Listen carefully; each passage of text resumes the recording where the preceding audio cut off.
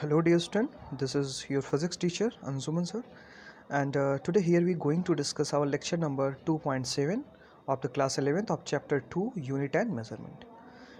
Dear student, in the previous class we just discussing about the how we measure the distance को हम किस तरह से measure करते हैं और उसके कौन कौन सी छोटी और बड़ी प्रीफिक्स और सफिक्स होते हैं। ठीक है, इसको हमने डिस्कस किया था कि क्या क्या मतलब होता है मीटर्स को छोटे और बड़े तरीके से लिखने में।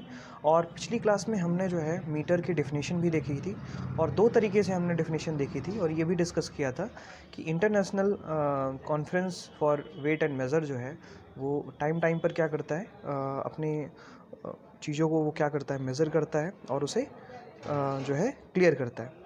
सो डियर स्टूडेंट, आज हम इस लेक्चर में देखेंगे कि हमारे पास ऐसे कौन से मेथड्स होते हैं जिससे कि हम लेंथ को मेज़र करते हैं।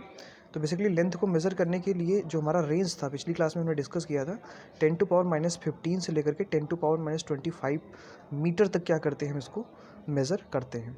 ठीक है, अब इसमें हम जो है लेंथ को मेज़र करने के लिए दो मेथड यूज़ करते हैं। सबसे पहला मेथड है डायरेक्ट मेथड, दूसरा हमारे पास मेथड है इनडायरेक्ट मेथड। डायरेक्ट मेथड में हम चीज़ों को डायरेक्टली क्या कर सकते हैं, मेज़र कर सकते हैं। जैसे मैंने आपको बताया भी होगा कि अगर आपके पास एक लेंथ है तो उसको आप कंपेयर करके क्या कर सकते हो कि स्टैंडर्ड यूनिट के फॉर्म में उसे कंपेयर कर सकते हो और उसकी वैल्यू को मेज़र कर सकते हो। ठीक है, तो मान लीजिए आपके पास कोई एक लेंथ है तो आपने 1 मीटर बना रखा है, उससे आप मेज़र करके उसकी वैल्यू को बता सकते हो। लेकिन अब मैं आपसे कहूँ कि आप मीटर स्केल से अर्थ और सन की डिस्टेंस को मेज़र करो तो ये पॉसिबल नहीं है, पॉसिबिलिटी नहीं, क्योंकि हम सन तक नहीं पहुँच सकते। तो अब कैसे हम इसकी वैल्यू को मेज़र करें, क्या तरीका हो सकता है? तो इसके लिए हम क्या करते हैं, इनडायरेक्ट मेथड का यूज़ करते हैं। इसी तरीके से हम छोटी वैल्यूज़ के लिए भी क्या करते हैं, बात करते हैं कि छोटी वैल्यूज़ के लिए हम किस तरह से इस चीज़ को देख सकते हैं। आप जो है माइक्रोस्कोप से 10⁻⁻6 तक की वैल्यूज़ को देख सकते हो। आजकल हमारे पास इलेक्ट्रॉन माइक्रोस्कोप है। इलेक्ट्रॉन माइक्रोस्कोप की हेल्प से भी हम क्या कर सकते हैं, 10⁻⁻7 तक की वैल्यूज़ को क्या कर सकते हैं, देख सकते हैं, मेज़र कर सकते हैं। लेकिन ऐसे छोटी वैल्यूज़ को हम मेज़र नहीं कर सकते, उसके साइज़ को नहीं बता सकते। तो इस सिचुएशन में हम क्या करते हैं, इनडायरेक्ट मेथड का यूज़ करते हैं। ठीक है, तो सबसे पहले हम देख लेते हैं डायरेक्ट मेथड क्या होता है। तो द डिस्टेंस रेंजिंग 10⁻⁻5 से 10⁻2 तक की वैल्यू को हम मेज़र कर सकते हैं। The direct method involve comparison of the distance, तो वहाँ पे हम डिस्टेंस को कंपेयर करके वैल्यूज़ को निकालते हैं। ठीक है, by the chosen standard unit, जो स्टैंडर्ड यूनिट होता है जैसे मीटर हो गया तो मीटर से हम कंपेयर करके वैल्यूज़ को क्या कर लेते हैं, फाइंड कर लेते हैं। जो इनडायरेक्ट मेथड है वो हम बड़ी डिस्टेंसेस या बहुत ज़्यादा छोटी डिस्टेंसेस को मेज़र करने में करते हैं, जिसमें हम कुछ बेसिक मेथड्स की बात करेंगे। इंट्रोडक्टरी थोड़ा सा लेते चलेंगे कि इसका क्या मतलब होता है, और इसमें से कुछ चीज़ें तो आपने छोटी क्लासेस में पढ़ रखी हैं। तो सबसे पहले हम इको मेथड की बात करते हैं। तो इको मेथड में क्या होता है, बेसिकली यहाँ पर हम लेज़र बीम का यूज़ करते हैं। लेज़र बीम जो है आप जानते हैं, लेज़र लाइट आप यूज़ करते हो, आप हायर क्लासेस में इसको डिटेल में पढ़ते हो। इसका मतलब होता है light amplification and stimulated emission and radiation. ठीक है, तो ये जो light amplification, stimulated emission, radiation है, लेज़र बीम जो होती है वो मोनोक्रोमेटिक लाइट होती है। मोनोक्रोमेटिक का मतलब होती है कि उसमें एक कलर होता है। ठीक है, उसमें एक ऐसे वेवलेंथ की जो प्रायिकता होती है बहुत ज़्यादा होती है, बहुत ज़्यादा इंटेंसिटी उसकी होती है ना। तो इसलिए वो हमेशा मोनोक्रोमेटिक पर्टिकुलर डायरेक्शन में होकर ही चलता है। ठीक है, तो इको मेथड में आप जानते हो, इको आपने पढ़ा था कि मल्टीपल रिफ्लेक्शन, साउंड का जो रिफ्लेक्शन होता है उसे आप क्या कहते हो, इको कहते हो। कि वेव इस तरह से गई और टकरा करके इस तरह से वापस आ गई, और हम यहाँ से यहाँ तक का टाइम अगर मेज़र कर लें, और ठीक है, तो इससे हम क्या कर सकते हैं, इनके बीच के डिस्टेंस को फाइंड कर सकते हैं।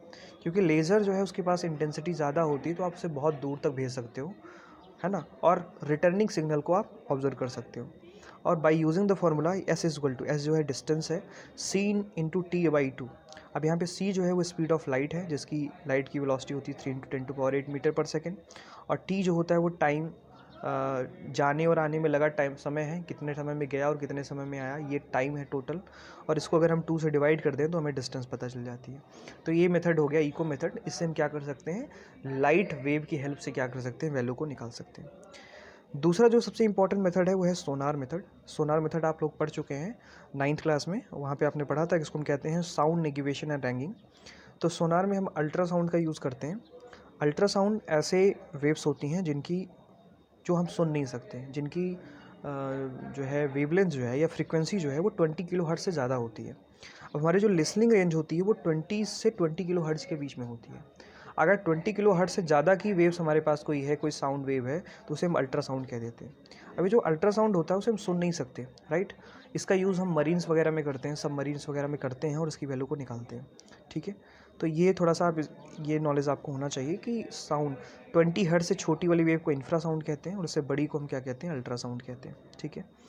तो अल्ट्रासाउंड जो होता है वो सबमरीन्स में हम नीचे निकालते हैं, जो स्टोन्स वगैरह होते हैं उनको डिटेक्ट करने में, क्योंकि वहाँ तक हम पहुँच नहीं सकते, तो हम पहले ही डिटेक्ट कर लेते हैं कि ऑब्स्टिकल है कि नहीं है। ये आप डिटेल में पढ़ चुके हो। इसके लिए भी हम क्या करते हैं, टाइम को नोटेट करते हैं। वेलोसिटी हमें पता होती है, साउंड की वेलोसिटी 342 मीटर पर सेकेंड होती है, तो वहाँ पर हम इसको मेज़र कर लेते हैं, टाइम को कैलकुलेट करते हैं। तो सेम फार्मूला यहाँ पर भी यूज़ करते हैं, बस यहाँ पे वेलोसिटी चेंज हो जाती है, ठीक है। Similarly we use the radar. Radar जो होता है ये एरोप्लेन्स वगैरह जो होते हैं या जो फ्लाइंग ऑब्जेक्ट्स होते हैं उनकी लोकेशन को, उनकी डिस्टेंस को आइडेंटिफाई करने में होता है कि वो एरोप्लेन कितनी हाइट पे उड़ रहा है ना। ये बेसिकली हमारे जो एयर स्टेशंस होते हैं या फिर जो हमारे जो है हवाई अड्डे एयरलाइंस के होते हैं वहाँ पर ये काम करता है। तो बेसिकली यहाँ से हम रेडियो वेव्स को भेजते हैं। रेडियो वेव्स जो होती हैं बहुत छोटी वेव्स होती हैं, माइक्रो वेव्स होती हैं। इनका यूज़ जो है हम पर्टिकुलर डिस्टेंस तक कर सकते हैं। इसको हम स्पेस में क्या करते हैं, छोड़ते हैं, उसको हम मतलब इमिट करते हैं, उसको भेजते हैं, ट्रांसमिट करते हैं और वो जा कर के उस एरोप्लेन से टकरा करके वापस आती है, जिससे कि उसे आने और जाने में लगा टाइम नोट कर लेते हैं और उससे हम इस वाले फार्मूले से हम क्या कर लेते हैं, डिस्टेंस को मेज़र कर लेते हैं, ठीक है। तो ये हमारे पास एक मेथड है रडार मेथड। रडार मेथड का यूज़ करके हम क्या कर सकते हैं, लार्ज डिस्टेंसेस को मेज़र कर सकते हैं, ठीक है। तो आई होप ये इतनी बात आपके समझ में आई होगी। हमारे पास जो अगला मेथड है वो है हमारे पास टेक्नोमेट्रिकल मेथड। टेक्नोमेट्री में आपने हाइट, टावर की हाइट निकालना सीखा था कि किस तरह से हम टैन थीटा का यूज़ करके हाइट निकाल सकते हैं। तो हम टेक्नोमेट्रिक मेथड यूज़ करके भी हम क्या कर सकते हैं, हाइट निकाल सकते हैं। इसका मतलब डिस्टेंस को मेज़र कर सकते हैं। तो मान लीजिए आपके पास कोई एक टावर है, तो ये फिगर आप देख पा रहे हैं, अगर ये थीटा एंगल बना रहा है तो यहाँ से मैं टैन थीटा ले सकता हूँ। तो टैन थीटा इक्वल टू आ जाएगा एक्स टैन थीटा, अगर आपको ये डिस्टेंस पता है तो, ठीक है। तो आप H equal to X tan theta लिख सकते हैं। आप इसको बहुत अच्छे से समझ रहे हैं। लेकिन अगर आपके पास कोई ऑब्जर्व, जैसे यहाँ पे ऑब्जर्वेशन पॉइंट हमें दिया हुआ है, ये पॉइंट पी हमें दिया हुआ है, ध्यान से समझिएगा। ये वाला फिगर देखिए, यहाँ पे ये पॉइंट पी दिया हुआ है, मतलब ऑब्जर्वेशन पॉइंट आपको दिया हुआ है और आपसे कह रहा है कि आप इस टावर की लेंथ या हाइट बताइए। तो आप ये डायरेक्ट फार्मूला टैन थीटा लगा करके निकाल सकते हैं। लेकिन कभी कभी क्या होता है कि आपको ऑब्जर्वेशन पॉइंट नहीं दिया होता, तो उस सिचुएशन में आप दो एंगल कंसीडर करते हैं। पहला तो हमने यहाँ से मेज़र कर लिया अपने हिसाब से, दूसरा हमने यहाँ से मेज़र कर लिया, यहाँ से θ1 एंगल, यहाँ से θ2 एंगल, और हमने इस तरह से जो है tan θ1 और tan θ2 निकाल लिया। आप स्पीकर को देख पा रहे हैं, ये पैरामीटर्स आपको यहाँ पे पता चल जाएंगे। तो यहाँ से वैल्यू आ जाएगी P is equal to h cos θ1 और यहाँ से Q इज इक्वल टू आ जाएगा एच कॉस θ2। और इन दोनों को जब आप डिवाइड करते हो तो आपके पास h की वैल्यू आ जाती है h is equal to x upon cos θ2 minus cos theta cot theta. ये कॉस नहीं है बेटा, ये कॉट है, तो कॉट θ1। तो इस तरह से हम क्या कर सकते हैं, एच की वैल्यू निकाल सकते हैं। तो टेक्नोमेट्रिकल मेथड का यूज़ कर सकते हैं हम, इससे भी हम क्या करते हैं, हाइट या लेंथ को मेज़र करते हैं। अगला जो है मेथड जो है वो एक साइंटिस्ट थे कॉपरनिकस, आप जानते होंगे। कॉपरनिकस ने भी एक मेथड दिया था कि अगर हमें अर्थ और सन के बीच की डिस्टेंस पता है, और ये पता है हमें 1 एस्ट्रोनॉमिकल यूनिट होती है, 1 एस्ट्रोनॉमिकल यूनिट होती है, सन और अर्थ के बीच की डिस्टेंस को हम एस्ट्रोनॉमिकल यूनिट कहते हैं। तो इन्होंने क्या दिया, इसके बारे में थोड़ा डिस्कस कर लेते हैं। तो ये अर्थ और किसी दूसरे प्लैनेट के बीच की डिस्टेंस को हम फाइंड कर सकते हैं। तो देखिए सबसे पहले उसमें एजम्पशन क्या लिया गया, इसको अप्लाई करने के लिए हमारे पास कुछ एजम्पशंस होने चाहिए। और इस एजम्पशन में हमें क्या मानना पड़ता है कि जो अर्थ ऑर्बिटिंग कर रहा है या फिर जो कोई दूसरा प्लैनेट ऑर्बिट कर रहा है वो सर्कुलर पाथ पे क्या कर रहा है, ऑर्बिटिंग कर रहा है। तो इस सिचुएशन में हम क्या कर सकते हैं, इसको अप्लीकेबल कर सकते हैं। तो देखिए इसमें क्या था, such distance can be measured by measuring the angle between the direction of observation of the earth and the sun and the earth to the planet. तो पहले तो हम अर्थ और सन के बीच का एंगल निकाल लेते हैं, उसके बाद फिर हम उस प्लैनेट का निकाल लेते हैं। तो फिगर से समझेंगे, समझ में आ जाएगा। ये हमारे पास दो, यहाँ पे अर्थ है और यहाँ पे जो P लिखा हुआ है ये प्लैनेट है। तो सबसे पहले तो हमने क्या किया, इस सन के सेंटर से अर्थ के सेंटर पे जो है लाइन मिला दी, एक्सिस को मिला दिया, और फिर इस प्लैनेट पे हमने एक परपेंडिकुलर ड्रॉ कर दिया। तो इन दोनों के बीच में जो एंगल बना इसे हम थीटा कह दे रहे हैं, ठीक है। और फिर हमने इस प्लैनेट से इस सन पे परपेंडिकुलर ड्रॉ कर दिया। तो कुछ फिगर इस तरह से बन गया, ध्यान दीजिए ऐसे, ठीक है। तो यहाँ तो प्लैनेट है, यहाँ अर्थ है और यहाँ सन है, ये एंगल थीटा है, ठीक है। अब यहाँ से हम क्या निकाल सकते हैं, साइन थीटा निकाल सकते हैं। तो हमारे पास आ जाएगा अब देखो ये वाले डिस्टेंस जो है, इस वाले डिस्टेंस को मान लेते हैं RPS। RPS का मतलब distance between planet to sun, और इसको मैं मान लेता हूँ RES, distance between earth to sun, ठीक है। और distance between earth to sun को हम क्या कहते हैं, एस्ट्रोनॉमिकल यूनिट कहते हैं। ये हमें ऑलरेडी पता है, इसकी बात अभी हम आगे करेंगे। तो यहाँ से देखिए क्या आ जाएगा आपके पास, साइन थीटा की वैल्यू निकालोगे तो PS/ES, इस फिगर में आप देखिए तो यहाँ से PS की वैल्यू क्या है, RPS मतलब distance between planet to sun, upon ES का मतलब distance between earth to sun. तो इसको हम 1 एस्ट्रोनॉमिकल यूनिट रख देंगे। जब इसे 1 एस्ट्रोनॉमिकल यूनिट हम रखेंगे तो इससे जो वैल्यू हमारे पास आएगी निकल करके, वो वैल्यू आ जाएगी sine theta equal to RPS। मतलब अगर हमें थीटा पता है तो हम RPS की वैल्यू फाइंड कर सकते हैं। सिमिलरली हम यहाँ पे अगर कॉस थीटा ले लें, तो कॉस थीटा ले लेंगे तो हमारे पास आर जो है P मतलब प्लैनेट और अर्थ के बीच की डिस्टेंस आ जाएगी, ठीक है। यहाँ से थीटा में कॉस थीटा की वैल्यू निकालिए, तो cos theta equal to P/ES। Cos theta का मतलब क्या हो जाएगा, आपका हो जाएगा बेस अपॉन हाइपोटेनस। तो इसे कैलकुलेट कर सकते हैं आप। तो ये क्लियर हो गया होगा आई होप आपको, ठीक है। तो इसका यूज कॉपरनिकस का यूज़ करके, कॉपरनिकस थ्योरम का यूज़ करके भी हम क्या कर सकते हैं, कैलकुलेट कर सकते हैं, ठीक है। अगला जो मेथड है वो है पैरेलैक्स मेथड। अब ये जो पैरेलैक्स मेथड है वो बहुत इंपॉर्टेंट है। पैरेलैक्स मेथड इसलिए इंपॉर्टेंट है क्योंकि ये आपको प्रैक्टिकल पर्पस से इसको आपको आना चाहिए। जब हम ऑप्टिक्स के एक्सपेरिमेंट करते हैं तो वहाँ पे एक पैरेलैक्स की समस्या आ जाती है। तो इसको हम देखेंगे कि किस तरह से जो है अलग अलग एंगल से चीज़ों को देखने पर हमें अलग अलग ऑब्जर्वेशन होता है। तो ये बहुत इंपॉर्टेंट है, इसके लिए हम एक अलग से वीडियो बनाएंगे, तो उसको आप समझते रहिएगा। इसको हम यहाँ पे लीव कर रहे हैं, यहाँ पे एक्सप्लेन मैं आपको नहीं कर रहा हूँ। पैरेलैक्स के लिए हम एक अलग से ही वीडियो बनाएंगे, बहुत डिटेल में उस पर स्टडी करेंगे। तो ये थ्योरी और प्रैक्टिकल दोनों के लिए बहुत इंपॉर्टेंट है। इसको हम नेक्स्ट लेक्चर में डिस्कस करेंगे, लेक्चर नंबर 2.8 में। तो 2.8 में हम इसको क्या करने वाले, डिस्कस करने वाले हैं, ठीक है। तो अभी के लिए इसको लीव करते हैं, नेक्स्ट टॉपिक पे। सो डियर स्टूडेंट, आपने कुछ बड़ी डिस्टेंसेस को कैलकुलेट करने के तरीके सीखे कि सोनार मेथड क्या होता है, इको मेथड क्या होता है, रडार मेथड क्या होता है, कॉपरनिकस मेथड क्या होता है। तो ये बहुत सारे मेथड्स आपने यूज़ किए हैं। पैरेलैक्स मेथड क्या होता है, इसको भी आपने देखा है। तो इन सब मेथड्स का यूज़ करके हम बड़ी डिस्टेंसेस को निकालते हैं। अब हमारा जो नेक्स्ट परफॉर्मेंस है वो है आपका, that is for the small distances. तो स्मॉल डिस्टेंसेस को मेज़र कैसे करते हैं, इसको हम देखेंगे यहाँ पर। तो स्मॉल डिस्टेंसेस वो भी कितने से, लेस देन 10⁻⁵। हालांकि हम इलेक्ट्रॉन माइक्रोस्कोप से एंगस्ट्रॉम लेवल तक की चीज़ों को देख सकते हैं, लेकिन अब सबके पास तो इलेक्ट्रॉन माइक्रोस्कोप तो अवेलेबल होगा नहीं। तो इसके लिए हम क्या करते हैं, कुछ मेथड्स का यूज़ करते हैं, जिसमें हम एवोगैड्रो हाइपोथेसिस जो है बहुत इंपॉर्टेंट है। ये केमिस्ट्री में आपने पढ़ा होगा। एवोगैड्रो ने 1 मोल में नंबर ऑफ एटम्स को कैलकुलेट किया था, और एवोगैड्रो रूल का यूज़ करके हम क्या कर सकते हैं, किसी भी एटम का साइज़ कैलकुलेट कर सकते हैं, ठीक है। मतलब एटॉमिक लेवल पे जा सकते हैं। तो ये पहले तो इसके समझ लेते हैं इसका क्या मतलब है। तो इन्होंने क्या स्टेटमेंट दिया, इनके स्टेटमेंट जो है, इनका जो स्टेटमेंट है वो बहुत इंपॉर्टेंट है। ये जो स्टेटमेंट है वो आपको आना चाहिए। तो स्टेटमेंट आप ध्यान से समझने का प्रयास करें।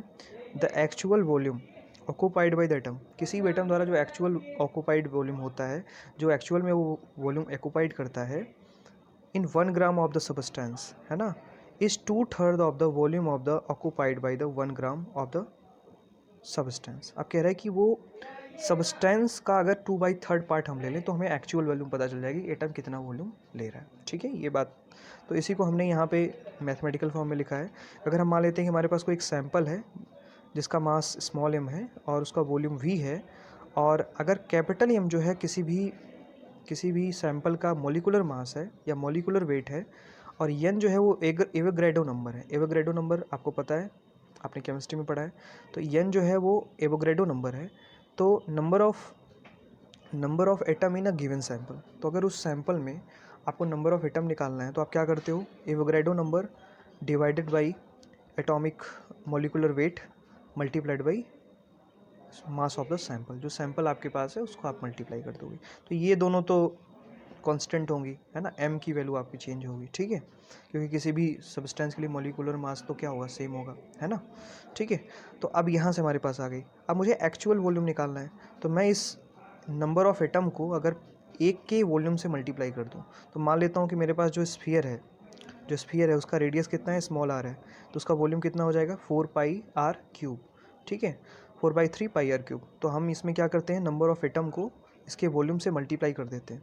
तो जब इसके वॉल्यूम से मल्टीप्लाई आप करोगे तो इसका हमें एक्चुअल वैल्यू मिल जाएगा।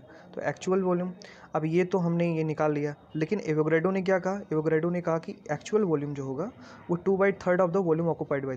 तो ये तो हमने ये निकाल लिया, ठीक है।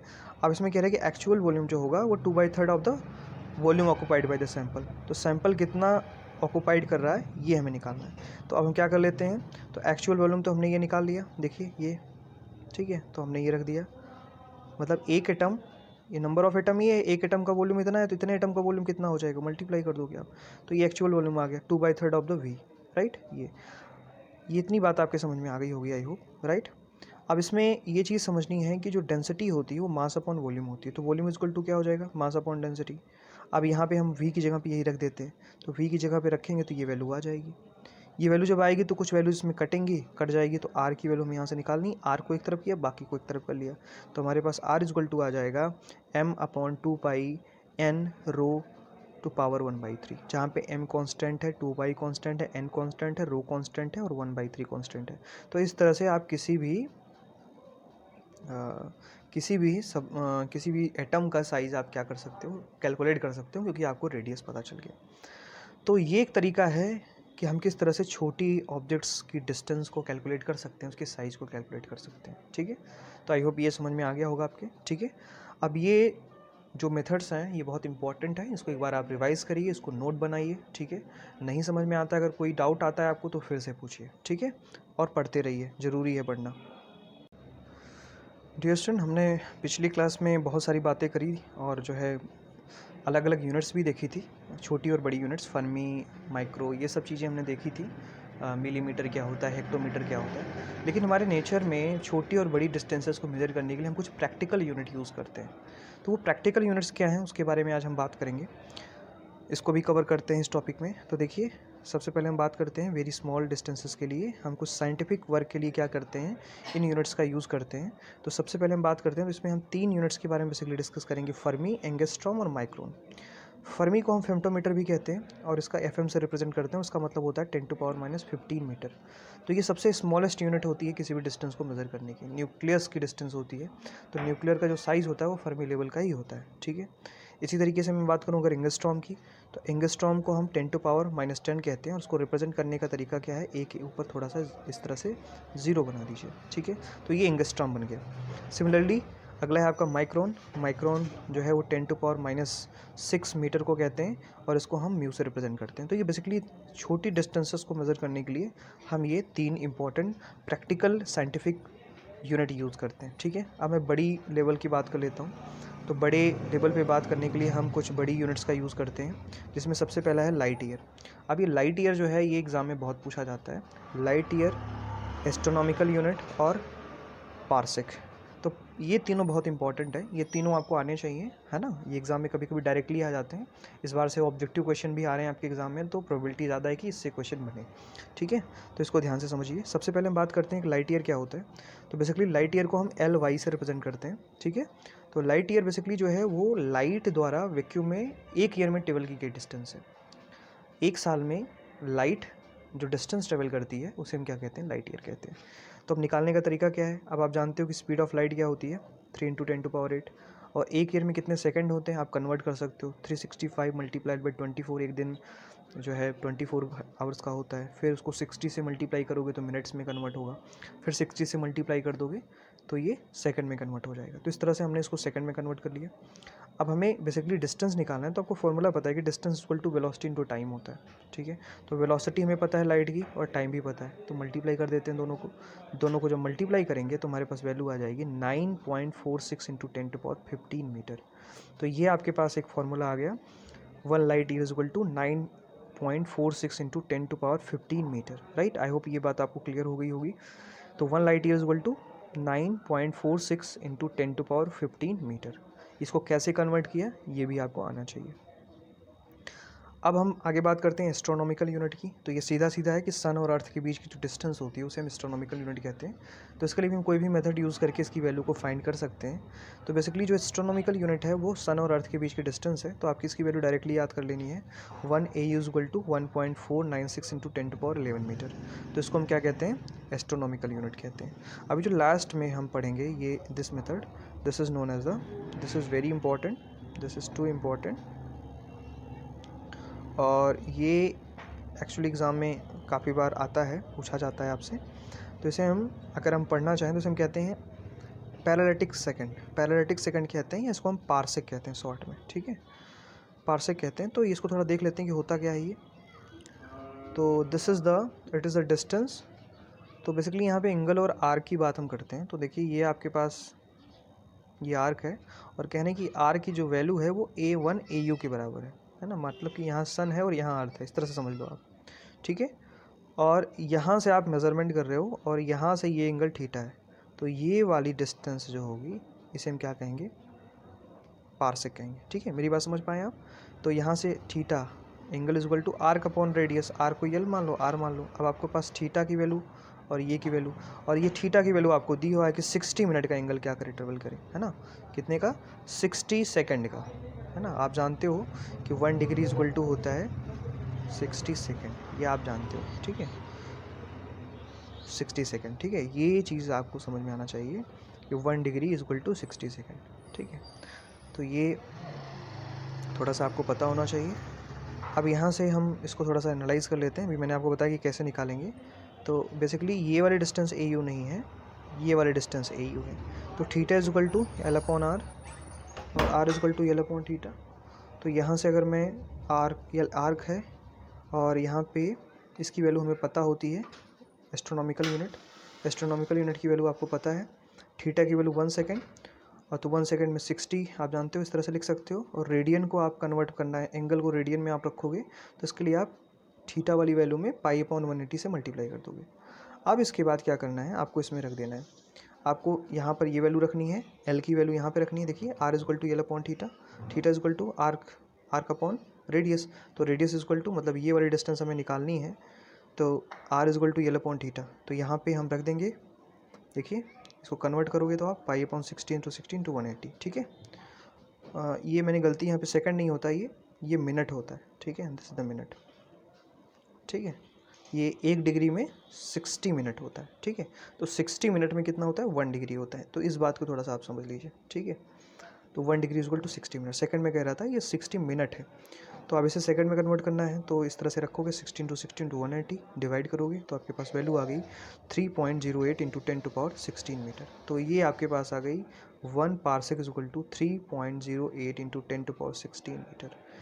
सो this is the biggest unit of the length को मेज़र करने की सबसे बड़ी यूनिट है ये, ठीक है। तो आप चाहें तो लाइट ईयर और उसके बीच में रिलेशन भी इस्टेब्लिश कर सकते हैं। तो आप इस रिलेशन को आप इस्टेब्लिश करिए, राइट, ये आपका होमवर्क है, ठीक है। तो आई होप आज का लेक्चर आपके समझ में आया होगा। आज के लिए इतना ही, ठीक है। अगले लेक्चर में हम पैलेक्स मेथड के साथ आएंगे और ढेर सारी बातें करेंगे। तब तक के लिए पढ़ते रहिए, मस्त रहिए, स्वस्थ रहिए। Thank you so much.